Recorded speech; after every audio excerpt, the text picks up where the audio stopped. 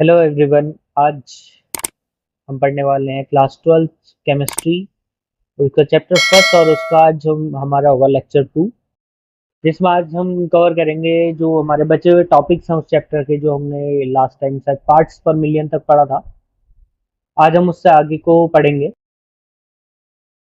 तो हमारा जो नेक्स्ट टॉपिक है या आज का जो टॉपिक है पहला, वो है मोल फ्रैक्शन। ठीक है, और ये आ जाएगा एक्सप्रेसिंग कंसंट्रेशन।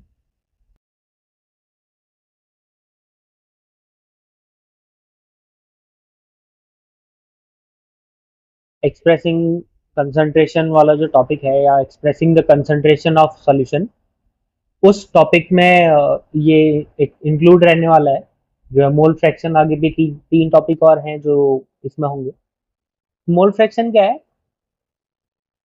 जब भी हम नंबर ऑफ मोल्स का रेशियो लेते हैं, नंबर ऑफ मोल्स का रेशियो मींस किसी component component sorry number of moles of component. ठीक है, हमने एक साइड ले लिया number of moles of component, कोई भी एक कंपोनेंट ले लिया, NENTS।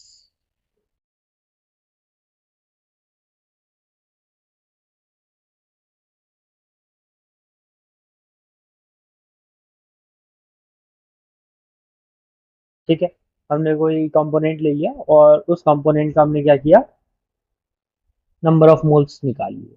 ठीक है, और हमें टोटल में क्या रखना है, फ्रैक्शन फॉर्म में ही है, रेशियो निकालना है, सिंपल सा मीन्स है। ठीक है, सिंपल सा मीन्स क्या है, हमें रेशियो निकालना है किस किस का, number of moles of component and total number of moles of solution. ठीक है, सिंपल सा रेशियो है, कोई ज्यादा रॉकेट साइंस नहीं है इसमें। ठीक है, हमने क्या करना है, अच्छा थोड़ा सा ठीक से लिख लेते हैं एक बार इसे, फिर आगे भी देख लेंगे इसमें हम। नंबर ऑफ मोल्स ऑफ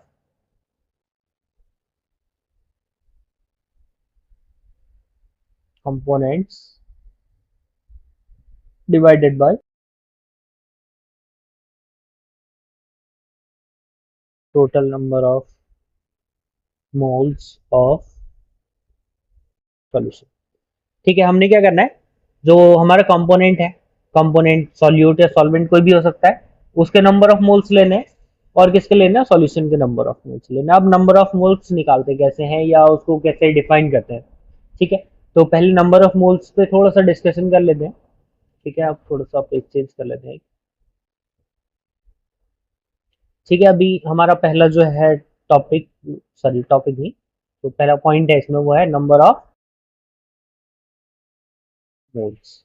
ठीक है, और नंबर ऑफ मोल्स कैसे निकालते हैं, अभी जैसे हमारा कोई कंपोनेंट है, लेट सपोज करो मेरे को एक सॉल्यूशन दिया, 5 gram of sodium, sorry sodium chloride dissolve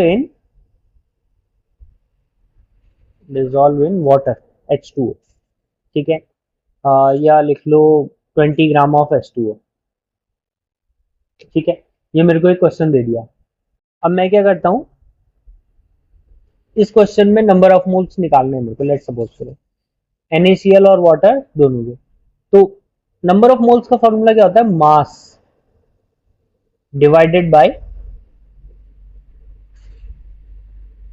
molecular mass. ठीक है, फॉर्मूला क्या होता है, mass divided by molecular mass. अब देखो, सबसे पहले सोडियम का निकाल लेते हैं, number of moles of NaCl।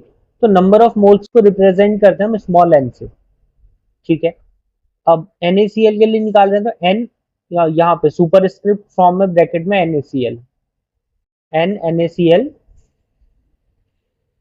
ठीक है, अब फॉर्मूला क्या रहेगा, मास, मास क्या है इसका, 5 ग्राम, चलिए अब ग्राम में लिखेंगे, मास आ गया। ठीक है, अब उसके बाद सोडियम क्लोराइड जो है उसका मॉलिक्यूलर मास निकालना पड़ेगा हमें। मॉलिक्यूलर मास मींस NaCl है, तो सोडियम का molecular atomic mass plus chlorine का एटॉमिक मास। सोडियम का एटॉमिक मास अभी हम 23 लेट कर लेते हैं, वैसे 23.5 होता है, प्लस इसका होता है 35.5, तो 35 लेट कर लेते हैं। ठीक है, वैसे इसका 0.5 और 0.5 हम दोनों को ऐड कर ही लेते हैं, तो टोटल आ जाता है ये 59, 59।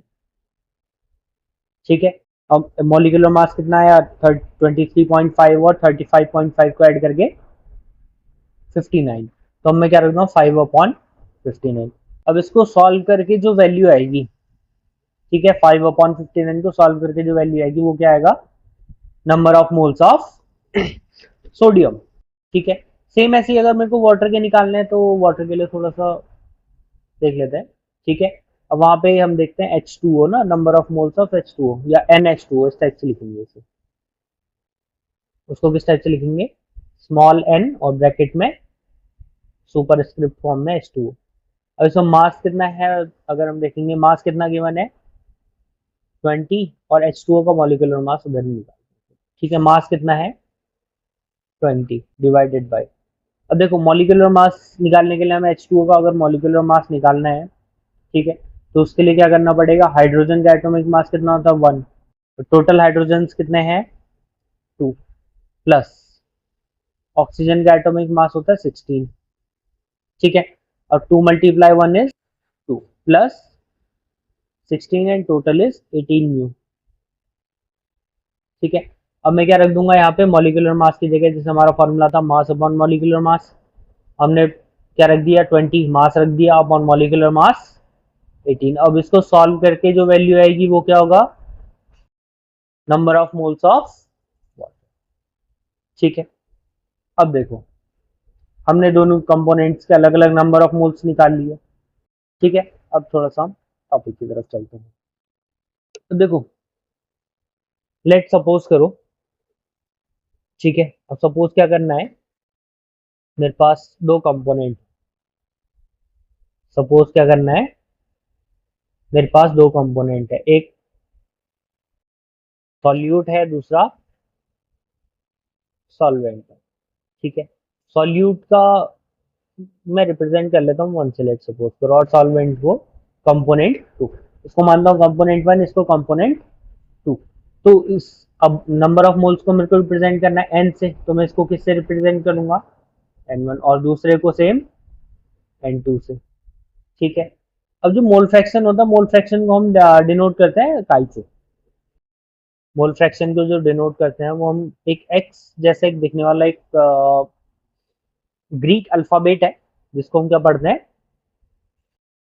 काई, CAHI।